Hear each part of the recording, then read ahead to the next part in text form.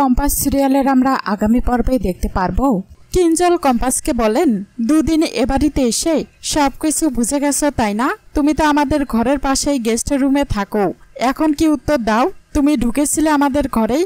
Compass বলেন, আপনি কেন এভাবে আমার সাথে কথা বলছেন কাকুমণি? কিঞ্জল বলেন, কারণ শুধু মুখ দেখে মানুষকে বিশ্বাস করা যায় না। কতটুকু চিনি তোমাকে আমরা? নাটক করে তো এ বাড়িতে ঢুকেছিলে, কি ধান্দায় ঢুকেছিলে সেটাও তো এখনো বুঝতে পারিনি। কম্পাস বলেন, আপনি কি বলতে চাইছেন কাকুমণি? চুরিটা আমি করেছি, কাউকেই দায়ী করতে হবে না, আমাকেই করুন। আমাকে বিশ্বাস করার তো কারণ নেই তাই না? সবেমাত্র দুদিন হলো আমি এই বাড়িতে এসেছি, আপনি প্রমাণ করতে চান তো চুরিটা আমি করেছি? আমার ঘরে যান, আমার ব্যাগ সমস্ত কিছু সার্চ করে দেখুন।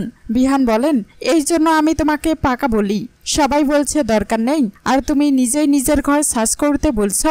কম্পাস বলেন, হ্যাঁ বলছি, হয়তো সত্যি আমি গোলটি গাল, আপনিও তো মনে করেন কোনো উদ্দেশ্য নিয়েই আমি আপনার বউ হয়েছি, এটা তো সত্যি হতেই পারে তাই না? আপনাদের যার যার ইচ্ছে গিয়ে সার্চ করুন আমার ঘর, আমি একটুও বাধা দেব না।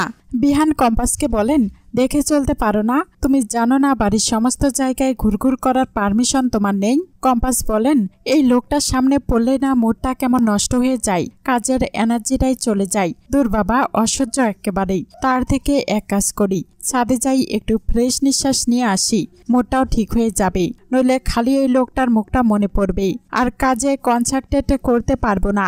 এদিকে অভিজ্ঞান দত্ত বলেন, পারলে আমায় ক্ষমা করে দিও কম্পাস, আমি জানি আমি যা করেছি সেটা ক্ষমা করা যায় না, তবে আমার অনেক বয়স হয়েছে তো, অভিজ্ঞতাও অনেক হয়েছে, তাই অতীতের দিকে তাকিয়ে যখন পিছন ফিরে দেখি তখন মনে হয় সত্যি অনেক বড় অন্যায় করেছি আমি তোমার সঙ্গেই। মোনালিসা কম্পাসকে বলেন, যা হওয়া তা হয়ে গেছে, আমি এখনো রেগে আছি এটা ভাবিস না, কিন্তু তোর আর বিহানের রিলেশনটা তো ঠিক হওয়ার মতো নয় বল। তুই বিহান তোরা তো একে অপরকে সহ্যই করতে পারিস না, তুই তো ভালো করেই জানিস যে বিহান আমাকেই ভালোবাসে। কম্পাস ঋতুজাকে বলেন, মা বিশ্বাস করো, আমি কোনো অন্যায় করিনি শাশুড়ি মা, সত্যি বলছি।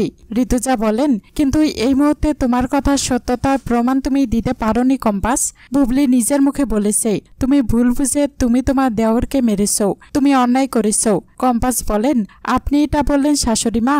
ঋতুজা বলেন, কম্পাস আমার একটা কথা খুব মন দিয়ে শোনো, আমাদের বাড়ির কিছু নিয়ম আছে, শিক্ষা আছে, যেগুলো এবারের প্রত্যেককে মেনে চলে, তোমাকেও মানতে হবেই। আমাদের বাড়ির ছেলেরা মেয়েদের সম্মান করতে জানে, তারা কখনো মেয়েদের সঙ্গে এরকম কোনো ব্যবহার করতে পারে না, এটা আমার বিশ্বাস, এটা তোমাকেও মানতে হবেই, বুঝেছ কম্পাস?